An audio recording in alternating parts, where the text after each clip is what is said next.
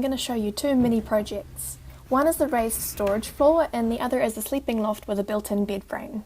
I've got a fairly standard tiny house trailer. I did a whole video about it if you're interested in more details, but it's got wheel guards that protrude into the house space. If I was to do it over again, I'd get a flat deck with low profile wheels. They're pretty common now, but they weren't available in my area at the time. So as with all trailers that are designed this way, I had to figure out how to conceal the wheel guards. So I decided on a raised storage floor. So here's the design we came up with. 3 hinged panels that come down over the wheel wells and 1 fixed strip on either side. We built the understructure using scraps of plywood from around the workshop. We set them out at roughly 400 centres. Jason took care of this while I was painting outside. No radio today. Do you want me to put some of my sweet tunes on? Yeah, definitely.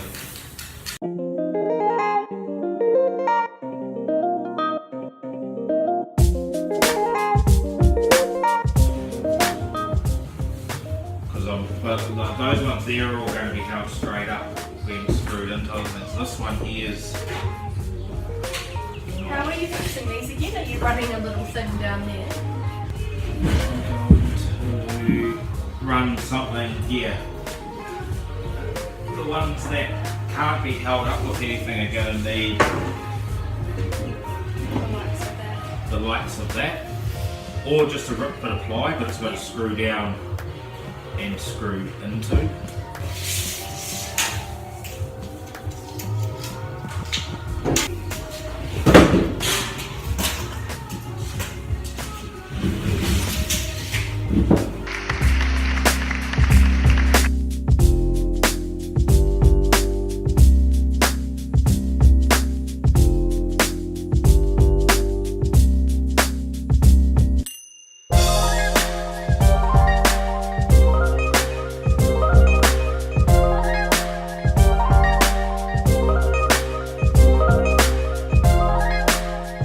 Most of the storage cubbies are less than 300mm deep, but if you've seen my past videos, you might remember the box that we made to sit down between the wheel axles.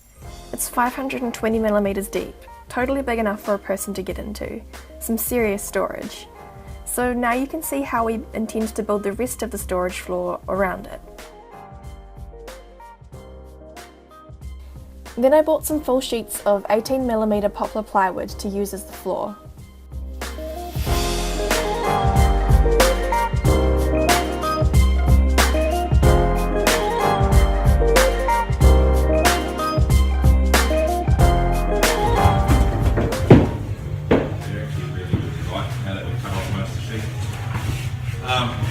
I don't know what's top.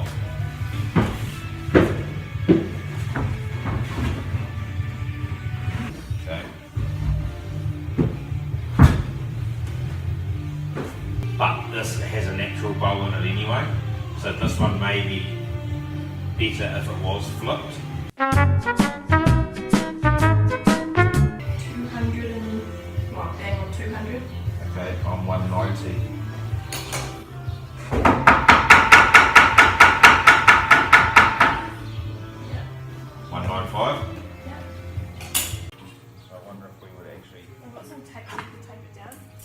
We found a big roll of piano hinge at our local hardware store, and you could literally cut it to any length you wanted, so we cut 2 big strips to hinge the floor panels.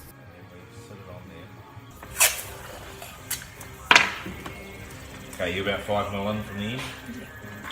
So small!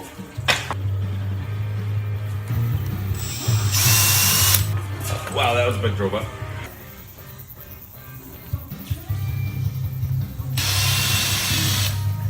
That looks better. Looks good, man.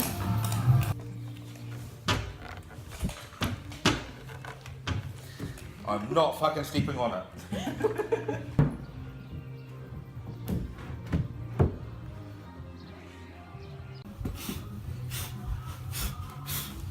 That's why they invented blowers.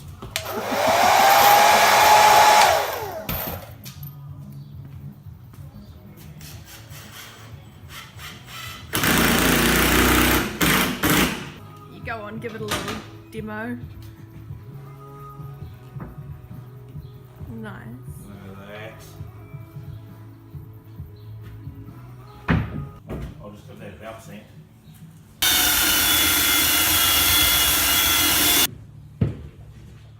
You know when you think something's there and you go to lean into it and it's not? It's the worst feeling. Yep.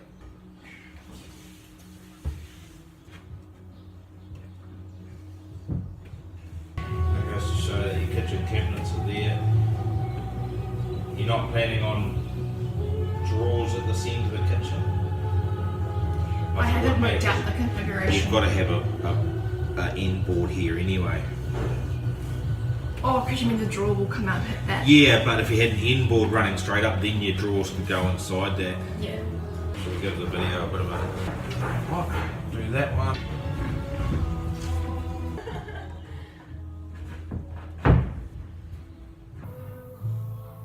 Because the ply was all mismatching scrappy stuff, I decided to paint it to make it look nice.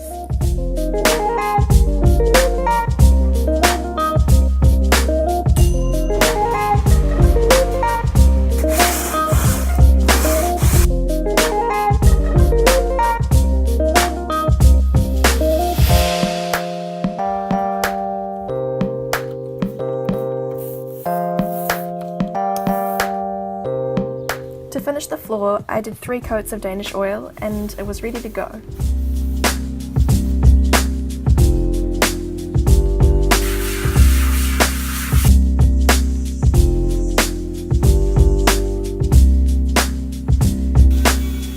I chose these flush mount handles and Jason routed out a hole in the ply in order to fix them down.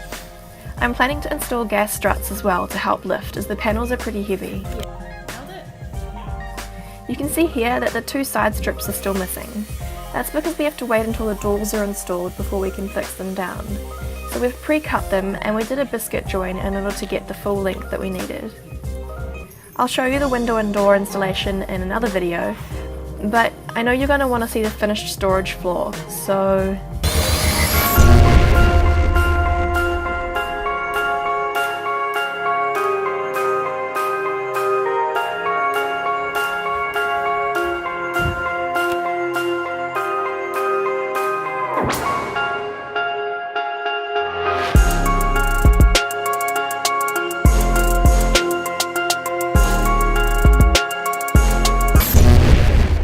So I wanted to use the same light coloured poplar plywood for the floor in the sleeping loft, but I didn't want my mattress going straight onto the floor because it could get mouldy and I'd have to flip it all the time. So I decided to cut bed slats straight into the plywood so that I essentially had an aerated bed base, but didn't lose any headroom. It was a pretty simple project. I worked out the measurements based on a queen mattress, and Jason routed out the slats on 2 sheets of ply using a jig.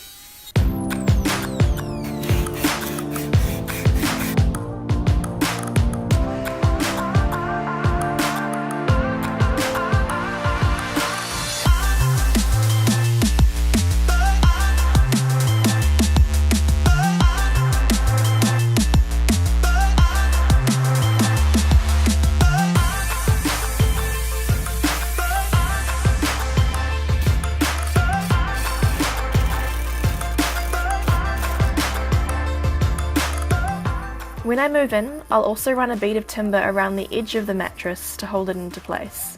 So that's it for this video. Next time we'll get into some big projects like cladding and backflashings, so make sure to subscribe.